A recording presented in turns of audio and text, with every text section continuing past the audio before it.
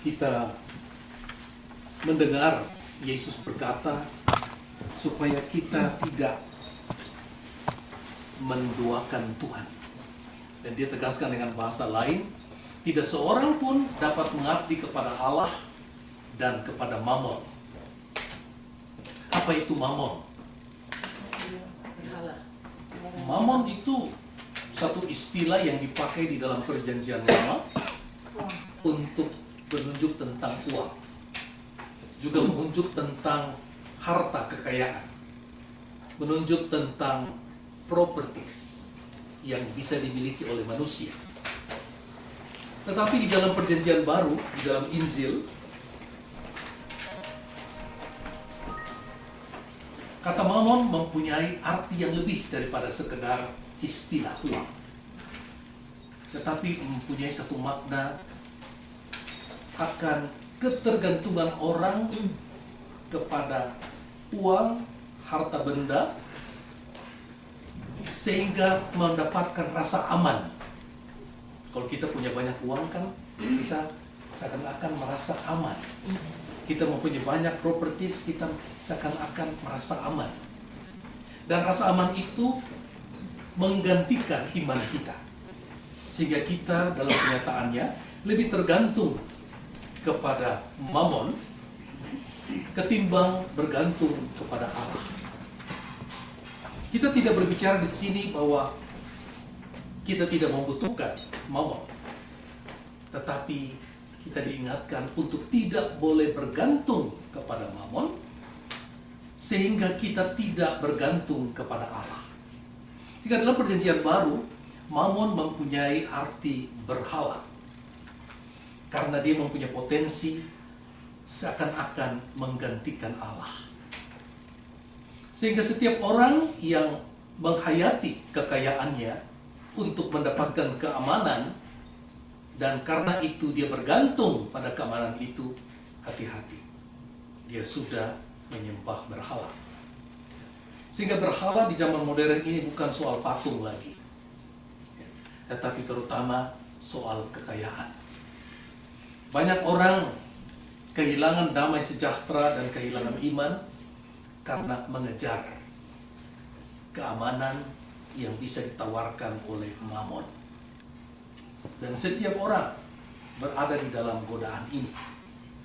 Dan sangat baik Injil hari ini berbicara kepada kita untuk ingatkan bahwa tidak mungkin seorang itu mengabdi kepada Allah dan sekaligus kepada Mamon, karena pasti salah satu akan dikorbankan.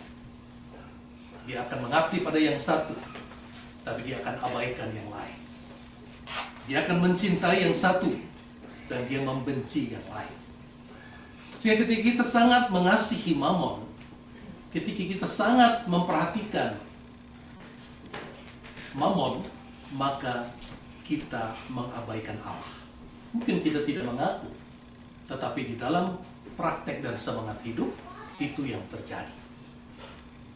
Kemudian Yesus berbicara tentang bagaimana kita sebagai orang yang hidup terus-menerus membangun hidup di atas dasar iman. Dan iman itu dimulai dari kemauan untuk percaya. Dan itu tidak gampang. Dan itu harus dipelihara terus-menerus, bahwa Allah itu memelihara kita. Yang membuat orang bahagia bukan karena kemiskinan. Yang membuat orang tidak bahagia bukan karena kemiskinan. Yang membuat keluarga-keluarga hancur bukan karena kurang uang, tetapi karena hilangnya damai sejahtera, hilangnya rasa tentram. Dengan kata lain, hancurnya kebahagiaan manusia karena kekhawatiran, karena cemas. Hancurnya iman kepercayaan pada Allah karena orang terlibat di dalam kecemasan itu. Karena itu di dalam bacaan pertama dari surat Efesus, surat Filipi, dikatakan di sini, janganlah hendaknya kamu khawatir akan apapun juga. Jangan biarkan kekhawatiran itu menguasai diri kita. Akan ada banyak sekali hal yang bisa membuat kita khawatir. Kesehatan, bisnis, keuangan kita, relasi kita, banyak sekali membuat kita khawatir. Tapi Paulus mengatakan sebagai firman Allah, janganlah hendaknya kamu khawatir akan apapun juga. Tetapi dia katakan diberikan jalan keluar. Nyatakanlah dalam segala hal keinginanmu kepada Allah. Jadi ada satu langkah iman yang dibuat. Jangan kamu khawatir, lalu bagaimana? Dan Paulus katakan, nyatakanlah di dalam segala hal keinginanmu kepada Allah di dalam doa dan permohonan dengan ucapan syukur. Jadi Paulus mengajarkan kita, kalau ada godaan khawatir, maka kita bisa mengalahkannya dengan berdoa. Menyatakan rupa-rupa problem kita itu kepada Tuhan, dan kita tidak mempunyai tidak akan kekurangan cara untuk berdoa. Setiap orang sebenarnya ketika dia mulai masuk dalam kehidupan dan mulai tahu kehidupan, dia tahu berdoa. Sebab berdoa antara lain menyatakan apa yang menjadi bebanmu pada Tuhan, apa yang menjadi sumber kecemasanmu pada Tuhan, apa yang menjadi kesulitanmu di dalam hidup, apa yang menjadi kekhawatiranmu, apa yang menjadi kegelisahanmu, apa yang membuat engkau takut. Nyatakanlah itu semua kepada Tuhan. Dan kemudian katakan, sampaikanlah juga permohonanmu. Dan dikatakan, jangan lupa disertai dengan ucapan syukur. Jangan pernah lupa menjadi orang yang seimbang. Jangan hanya merasa dirinya orang yang kurang terus kurang, tapi lupa pada berkat-berkat Tuhan. Yang membuat kita bisa bersyukur karena ketika kita bisa masih melihat dan menghitung berkat-berkat kita. Setiap kali kita bisa menyebutkan satu berkat yang kita terima, maka ada damai di hati kita.